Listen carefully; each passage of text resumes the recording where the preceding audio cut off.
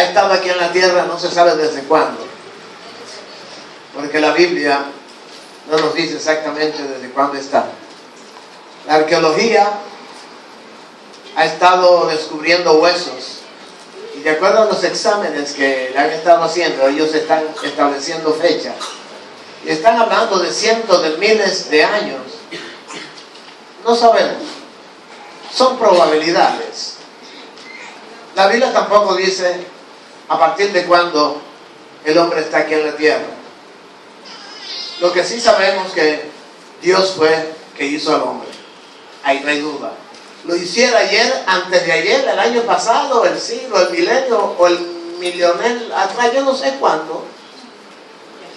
Pero cuando fuera que el hombre apareciera, fue Dios que lo hizo. Porque no hay ser alguno que pueda asemejarse al hombre. A veces yo veo a algunas personas y pienso que tal vez, pero no. Dios nos hizo. Dios nos hizo. A veces queremos imitar y nos parecemos a ellos, pero Dios nos hizo a nosotros. Ahora, es interesante notar, si vemos la historia, que a partir de cuando Dios comenzó a tratar con el hombre de una manera directa después del jardín, Dios comenzó a hablar al hombre a través de los profetas. Y eso lo vemos nosotros en Hebreos, capítulo 11, primer versículo en adelante. 11, sí, primer versículo. Dice que Dios habló a los antiguos a través de los profetas. Hubo un tiempo en que se cerró ese capítulo. Y unos 450 años antes de la venida del Señor, habló el último profeta, el penúltimo profeta, Malaquías se llama. Y ese fue el penúltimo, el último fue Juan. Pero quiero cortar ahí, porque ahí en ese momento, 400 años, 450 años antes de Cristo,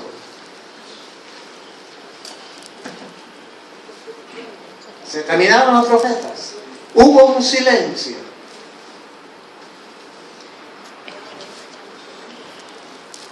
Y Satanás y su reino estaban pendientes a ese silencio. ¿Qué pasó? Pocos años antes de que se cerrara la época de los profetas del Viejo Testamento, con Malaquías, apareció un hombre llamado Tales de Mileto. De acuerdo a la historia, Tales de Mileto fue el primer filósofo científico en la historia humana. Pregunta: ¿por qué viene a aparecer este hombre precisamente cuando ya se va a terminar el período, cuando los profetas están hablando a la humanidad? Viene Tales de Mileto en la vieja Grecia e inicia una revolución mental, provocando la filosofía dentro de la humanidad. Se inicia la filosofía. Hermanos, a la filosofía se le llamó ciencia. La Biblia le dice la mal llamada ciencia. Sabemos, hermanos, que unos años después de la filosofía surgen las diferentes ciencias. Pero no es ahí donde yo quiero quedarme. Donde yo quiero quedarme es ¿en qué? durante los siglos subsiguientes, me refiero al siglo IV, siglo III, siglo II, antes de Cristo, comienzan a surgir los grandes pensadores como Sócrates, Platón, Aristóteles, Diótrefes, Pericles y otros más. Grandes filósofos, grandes científicos. Y surgen en esa época las grandes escuelas de la filosofía. A partir de ahí, hermanos, recordemos que se produce un vacío. Hay un vacío. Los profetas no están hablando a los hombres, pero comienzan los hombres a hablarle a los hombres a través de Tales de Mileto, que es el que rompe la inercia y se inicia toda una serie de filósofos, entre los cuales incluimos lo que ya mencioné anteriormente. Se inician los grandes pensadores, los grandes exponentes en la humanidad. Los profetas están callados. No hay profetas. Dios no le está hablando al hombre, pero sí el hombre al hombre, pero manipulado por un ser infernal, el reino del mal. Entrada ya la época cristiana con el nacimiento de Jesucristo, se inicia un movimiento llamado los gnósticos. Los gnósticos es aquella filosofía que quiere explicar a Dios y quiere decir que la salvación se obtiene a través del razonamiento.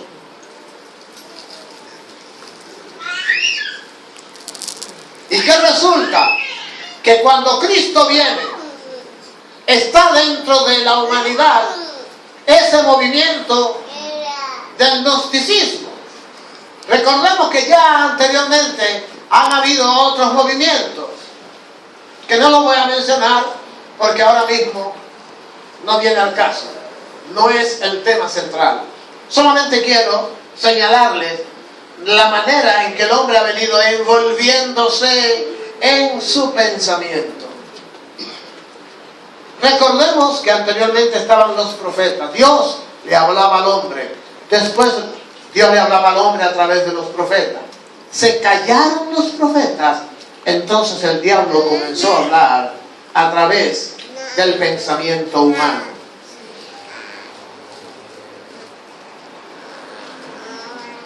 Cuando aparece, hermanos, Jesucristo, viene con la salvación del hombre, pero con una nueva información.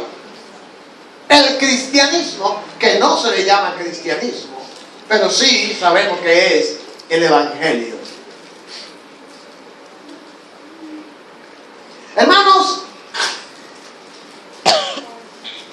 el diablo se adelanta con el gnosticismo.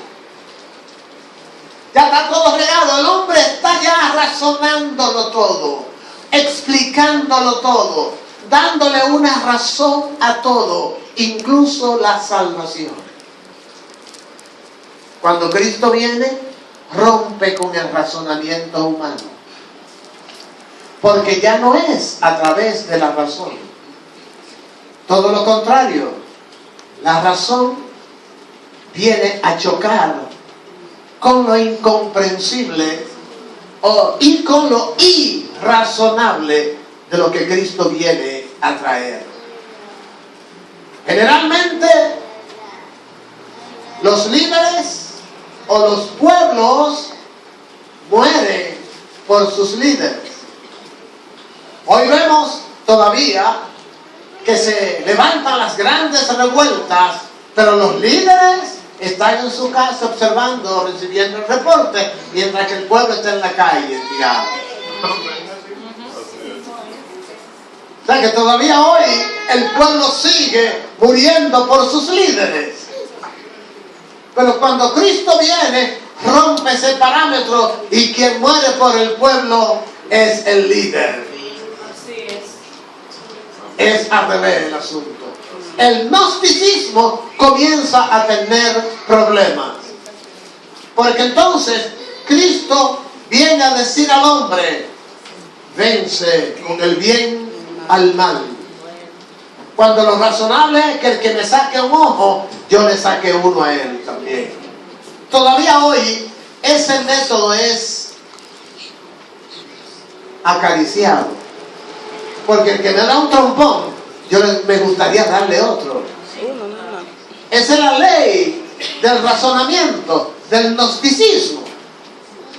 Pero Cristo dice: al que te da una bofetada en un lado, dale el otro cachete. Pero también Cristo viene diciendo: ama ¿a quién? A tu enemigo. Mientras en aquella época era: extermina a tus enemigos. Eso plantea el gnosticismo, eso plantea el razonamiento. Bien, hermanos, la época del cristianismo se implanta a través de todo lo que pasó y que nosotros conocemos. ¿Qué resulta, hermanos? El evangelio es golpeado, pero el diablo y su reino no toman en cuenta todavía hoy que este asunto, mientras más duro se le da, más duro se pone. En aquella época los cristianos fueron atacados, eran quemados, eran matados, eran fusilados. Sin embargo, el evangelio siguió expandiéndose de una manera incontenible. ¿Qué resulta? Que cuando ya la superficie de la tierra no podía contener a los cristianos, porque eran perseguidos donde quiera que se encontraban, entonces los cristianos se metieron debajo de la tierra. Y se encontraban hasta 20,000 de ellos caminando en cuevas llamados catacumbas. Y el imperio no lo sabía, porque ellos tenían las entradas camuflajeadas y pasaban sus caballos frente a la puerta y ellos no se daban cuenta que ahí estaba una de esas puertas que daba acceso a la catacumba, a los hoyos donde estaban metidos miles de cristianos. Y de ahí, desde la tierra, fluía el evangelio a toda la humanidad, a la superficie. Ahí está la historia. Y no era posible detener a este evangelio. ¿Qué ocurre? En los años, en el siglo IV, aparece un emperador astuto. Ve que el evangelio se está expandiendo de una manera increíble y dice: ok, se deja usar del infierno.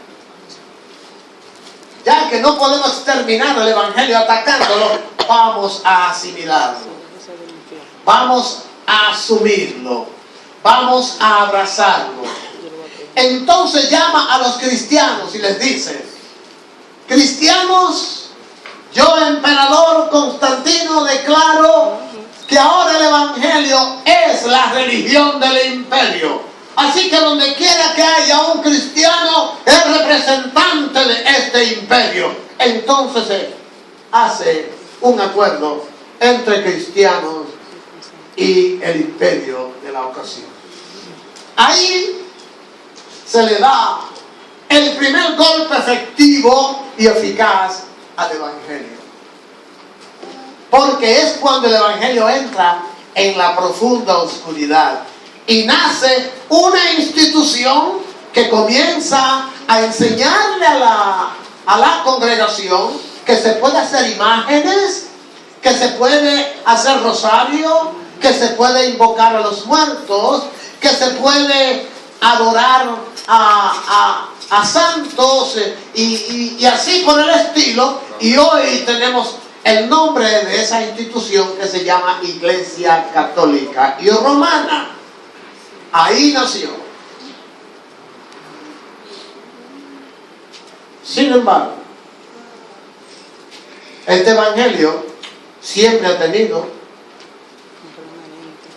remanente fiel. Aleluya. Siglos después aparece Dios moviéndose aquí en la tierra y comienzan los hombres a interpretar lo que Dios quiere que se haga. Y aparece un Martín Lutero, aparece un John Wesley, aparece un Juan Calvino, y aparecen ¿cuántos más? Levantándose en contra de la ignominia que había producido aquel acuerdo, y en la persona de esa institución llamada Iglesia Apostólica y Romana, Católica, Apostólica y Romana. Se inició la persecución, quemaron a muchos, atacaron a muchos. Sin embargo, el evangelio continuó expandiéndose a nivel del mundo. Tanto es así que hoy somos más de 1.000 millones.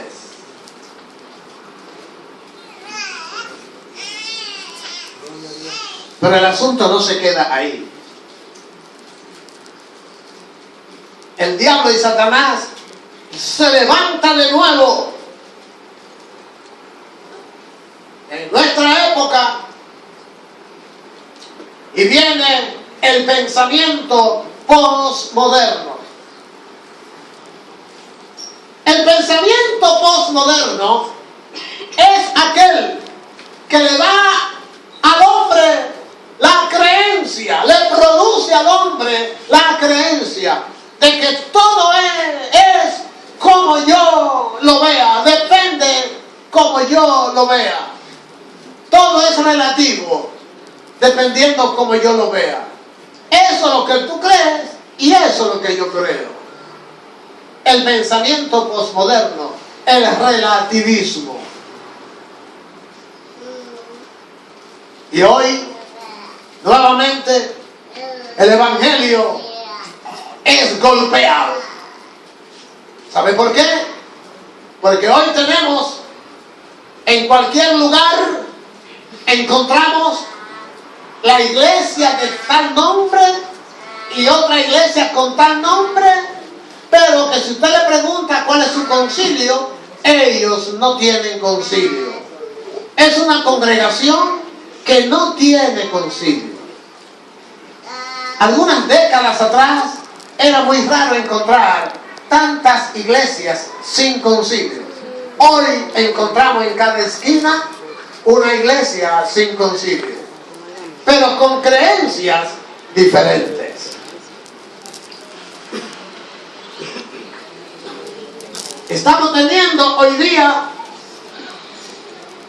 más evangélicos que nunca, pero hoy tenemos más división que nunca. Unos creen una cosa y otros creen otra cosa. Así es. Entonces, ¿qué hacer ahora en el 2014? Porque ahora todo el mundo se levanta y dice: yo pertenezco a iglesia tal. Pero nosotros creemos en esto y en esto y en esto. ¿Y dónde está en la Biblia? No, son nuevos remas.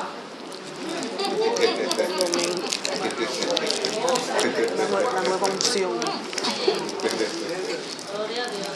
Hoy están resucitando los profetas. y los apóstoles. Así es. Cargos que ya pasaron y son inoperantes en este tiempo.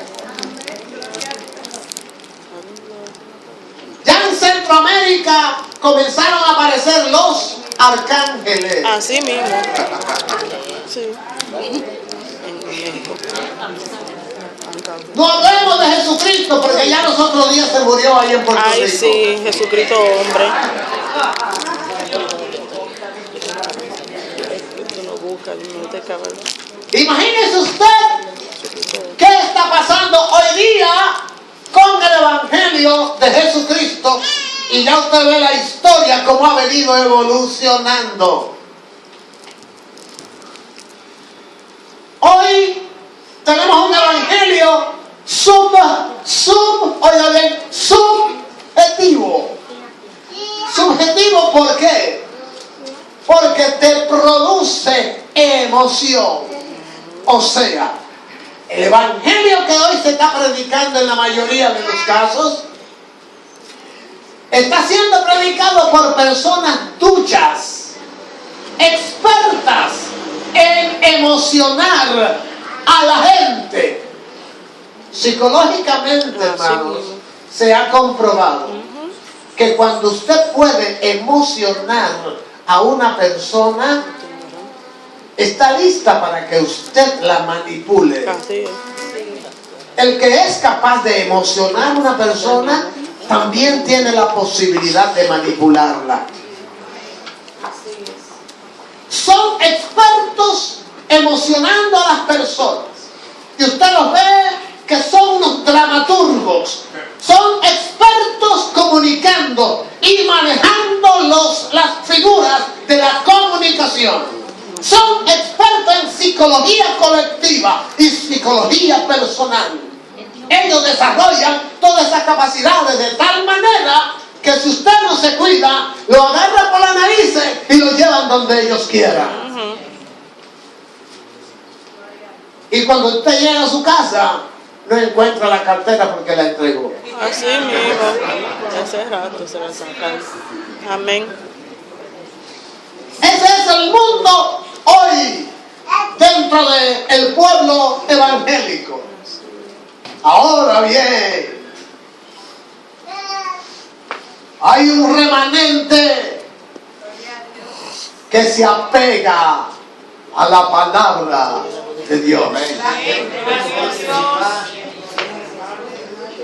Si alguien puede leer en Primera de Pedro capítulo 3 verso 15, ¿qué dice? Primera de Pedro capítulo 3 verso 15. El primero que tenga, leerlo. Si no, santificad a Dios el Señor en vuestros corazones. Sí. Y estad siempre preparados para presentar defensa con mansedumbre y reverencia ante todo el que os demande razón de la esperanza que hay en vosotros. ¿Para qué debemos estar preparados? Para presentar defensa con mansedumbre. Con mansedumbre quiere decir que no sea con prepotencia. La prepotencia es del mal. Hay que ser manso, pero eso no quita el que hagamos lo siguiente. Judas capítulo 3, verso 3. Judas, verso 3. ¿Qué dice?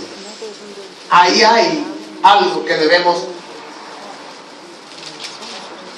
enchufar. Verso 3, ¿qué dice? Amados, Sí. por la gran solicitud que tenía de escribiros Sí. acerca de nuestra común salvación, Amén. me ha sido necesario escribiros, Sí. exhortándoos Sí. que contendáis ardientemente por Sí. la fe Amén. que ha sido una vez dada a los santos. Contender, ¿qué significa en el idioma de hoy? Enseña. Es pelear. Contender es pelear. Y dice aquí, ¿pelear por qué? Por la fe Ardientemente. que una vez se nos dio. Así mismo, Y ardientemente. entonces, para completar con esa lectura que el hermano Felipe leyó, entonces debemos pelear con mansedumbre. Pero pelear. ¿Cómo se entiende eso, hermanos? Podemos pelear y necesitamos pelear Amén. con mansedumbre, pero peleamos. Amén. Esto es lo que debemos nosotros entender. La palabra de Dios no se equivoca. Este evangelio hoy hay que defenderlo a capa y espíritu. No espada, espíritu. A capa y espíritu. Y la palabra de Dios. Hay que defender el evangelio. Usted recuerda que el apóstol Pablo, cuando le dijeron lo que le dijeron, él le respondió: a ti es que el Señor te va a romper la boca. Y le dijo otra cosa: pared Blanqueada. y le dijeron: mira, ese es el sumo sacerdote. Ay, yo no sabía, pero como quiera se lo merece. Digo, se lo digo yo, porque como quiera era, todavía seguía siendo una pared blanqueada, no importara el título que tenía. Mira, tú y yo, hermanos, hoy estamos llamados a defender la fe. Amén. Y no tengas miedo de pelear. Hazlo con mansedumbre, pero pelea por la fe. Hoy tenemos muchos delincuentes dentro del evangelio. Hable de eso. Y delincuentes no es porque estén matando físicamente a la persona, es porque los están matando espiritualmente. Hable Los eso. están llevando al infierno. Amén. Y esos son unos delincuentes de la Amén. iglesia, Amén. dentro del evangelio, impidiendo que el pueblo de Dios conozca a Jesucristo, hablándoles mentiras y poniéndose títulos que ya no funcionan hoy. Así es. ¿Sabe para qué? Porque el apóstol era un título de autoridad y de poder. ¿Y por qué no se ponen el título de evangelista y de pastores y de maestros? Me digo que Que eso es lo que estamos necesitando hoy. Hoy estamos necesitando pastores, estamos necesitando maestros, estamos necesitando evangelistas, no misioneros. apóstoles que se suben a un púlpito a hablar mentiras porque son unos mentirosos. Y se lo puedo decir. ¿Sabe por qué? La primera mentira es cuando dicen que yo soy un apóstol, yo soy un evangelista. Esa es la primera mentira que habla. Profeta. O profeta, sí, perdón. Gracias. Yo soy un profeta. Ahí comenzó hablando mentira. Y el que habla una mentira tiene que hablar dos. Y 3, 4. Y cuando habla dos tiene que hablar tres. Y le sigue la cosa. Y cuando hable tres sigue la cadena incontenible. Así mismo. Porque no se acuerda que habló una al principio. Y tiene que seguir hablando mentira. Hermanos, tenemos que quitarle la careta a los mentirosos de hoy, con títulos que ya no funcionan, ni tienen razón de ser. Nosotros tenemos que defender el evangelio de Jesucristo hoy. Y una manera de defender a Jesucristo es profesando la fe que una vez nos fue dada. Amén. Gloria a Jesús. Cuando nosotros oímos estos testimonios en esta noche que se han dicho, eso se llama defender la fe. Cuando usted habla de Jesucristo, de sanidad divina, de liberación, de salvación, de vida nueva, de cambio en su vida, de que ya no hacía lo que hacía antes, usted está defendiendo la fe. Usted está dando testimonio de lo que hace Dios en su vida. Y no hay nada más contundente que una vida cambiada. Amén, amén. Amén. Y hoy necesitamos hombres y mujeres cambiados en su vida. Amén. No hay mayor testimonio que ese. La Biblia lo dice, que nosotros los gentiles vamos a ser evangelizados por testimonio. Vamos a defender la fe, dando una vida en donde se refleje la luz de Jesucristo. No tenemos un diótrefe. No. Pero tampoco tenemos que ser un filósofo. No tenemos que ser un apóstol Pablo. No. Ni mucho menos Jesucristo.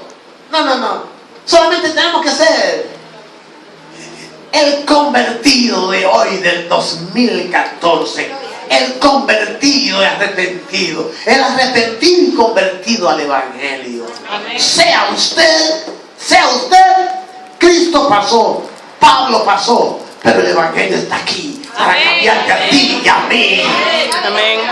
Y seguir el sendero que ellos siguieron. Ellos vivieron una época, pero tú y yo estamos viviendo el 2014, donde tenemos una tableta, donde podemos ver a Pekín, donde podemos ver a Estados Unidos, donde podemos ver a Rusia, podemos ver a China, y podemos ver al que quedamos por ahí, y podemos ver todos los pensamientos en una tableta. Hoy ya podemos trasladarnos a cualquier lugar del mundo. Cristo dijo: ustedes van a hacer cosas mayores que las que yo hice. Y hoy estamos viviendo la tecnología. En 5 años la tecnología ha aumentado más que los 150 años anteriores. Y a partir de ahora la tecnología se va a multiplicar en menos tiempo. Estamos viviendo los tiempos de la tecnología, en donde ya se está pensando que la inteligencia artificial va a sustituir al hombre con su inteligencia natural.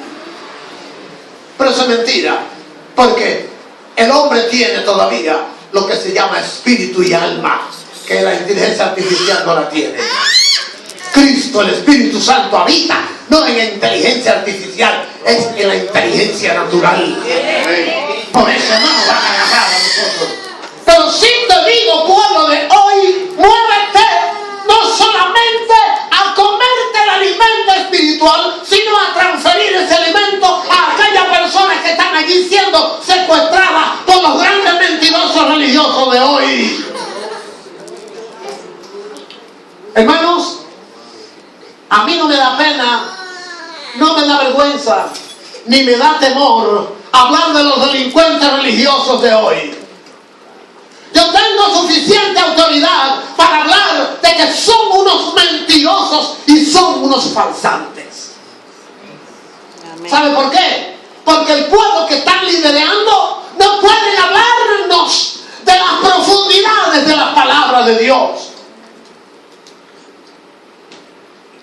Solamente del nuevo rema y de la nueva luz y de la nueva revelación. La nueva unción. La nueva unción. Y la nueva unción. Pero ven, vamos al Antiguo Testamento y al Nuevo Testamento. Vamos a la palabra de Dios. El canon ya fue cerrado. Ya Dios habló. ¿Por qué tenemos que seguir engañando al pueblo? Tenemos que levantarnos, hermanos. Vamos a orar. Vamos a pedir a Dios que nos mande líderes que hablen la verdad. Amén. Que hablen el evangelio. Amén. Que no sigan engañando al pueblo, hablando la mentira. Bendito Dios. Aleluya. Vamos nosotros a acercarnos a Dios. Sí.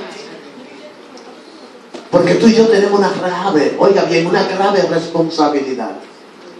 Porque Dios nos está enseñando su palabra. Y es para enseñársela a aquellos ignorantes. ¿Quiénes son los ignorantes? Los que todavía no conocen la palabra de Dios.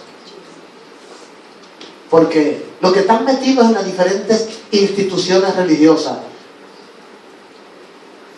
no nos metamos ahí. Tú y yo no estamos llamados a meternos ahí ahora. No, digo ahora. Ahora. ¿Sabe quiénes nos están esperando?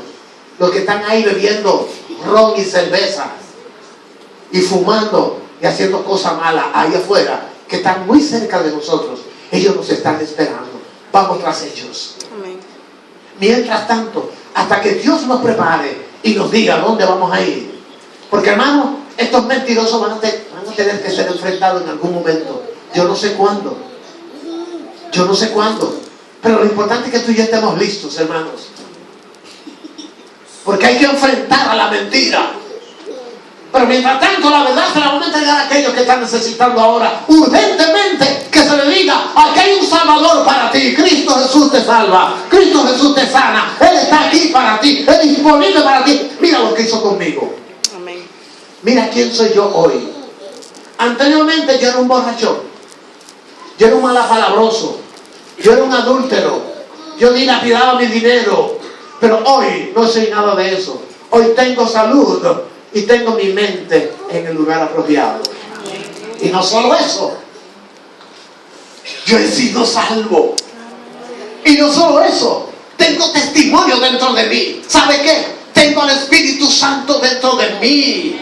Lo que siento es un gozo que yo no sentía antes. Y no solo eso, que cuando yo me voy a acostar siento paz y voy a dormir tranquilo. Amén. Porque solamente Dios lo da.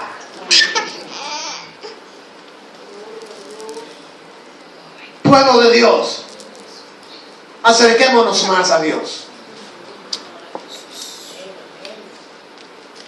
Hay más todavía. Hay mucho más para nosotros. En la medida que nos acerquemos a Dios, nos vamos a descubrir a nosotros mismos. Es más, para concluir, le voy a plantear esto. Lo estaba analizando el viernes con un querido hermano ahí en mi casa.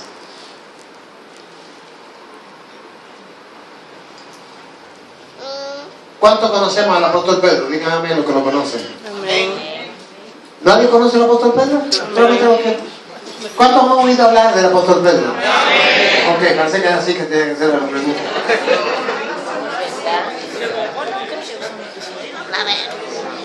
Escuche.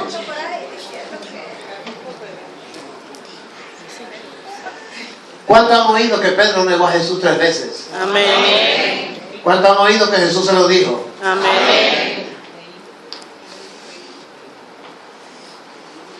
¿Cuántos quieren ser Pedro? Amén. Ponte de pie. Ponte de pie, que dijo amén. Yo también quiero ser Pedro. Yo quiero ser Pedro. Muchas gracias. Siéntate. Yo también quiero ser Pedro. ¿Y qué pasó ahí, hermano? ¿Qué pasó? Le voy a decir. Todo el mundo ataca a Pedro porque negó a Jesús. Le pregunto, iglesia, ¿por qué los demás no lo negaron?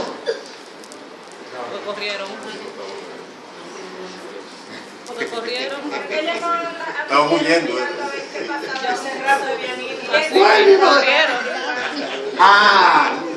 Estaban lejos. Se fueron. Se mandaron. Dios te bendiga. Le negaron primero por cobarde. Se fueron a correr y abandonaron a Jesús. Pero Pedro se quedó ahí y tuvo el privilegio, Pedro, de conocerse mejor. Porque mientras Pedro decía: no te voy a negar, Jesús le dijo: me vas a negar.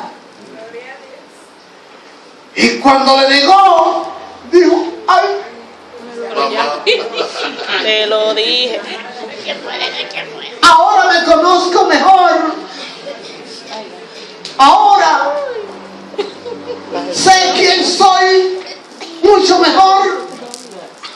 Hermanos, mientras más nos acerquemos al Señor, más nos vamos a conocer. Amén. Y eso fue lo que le pasó a los demás. No tuvieron la oportunidad de conocerse como Pedro se conoció. Ya Pedro más nunca dijo: no te voy a negar. No, espérate. Pero hermano, acerquémonos más al Señor. ¿Y cuántas áreas en nuestras vidas vamos a descubrir? Y vamos a querer ser Pedro para conocernos más, hermanos. Así que amén. Vamos a imitar a Pedro. Vamos a acercarnos más. No nos mandemos. No importa que eso nos cueste vernos algunas cosas que tengamos que reparar. No importa. Quiero estar más cerca de Jesús. Ilumíname, Señor, esa parte que yo necesito ver. No importa, porque me quiero perfeccionar en ti, Señor. Acerquémonos más. Aunque tengamos que descubrir cosas feas. Pero es mejor que las descubramos y que ellas se queden ahí y que ellas nos acaben. No, yo quiero verla a tiempo. Yo quiero ver mi situación primero. Yo quiero ver todo lo que yo tengo que limpiar en mí. Y Cristo es el único que me puede iluminar. Por eso quiero estar cerca de Él. Que Él me lo diga. Que Él me diga la parte que yo tengo que quitar de mi vida. Amén. Gloria a Jesús. Dame sabiduría, Señor. Limpia mi vida. Y quiero estar como Juan, que dormía en el pecho de Jesús. Cuánto privilegio tuvo él. Así que, hermanos, vale la pena estar cerca del Señor. Y recordemos que hoy día el diablo sigue atacando.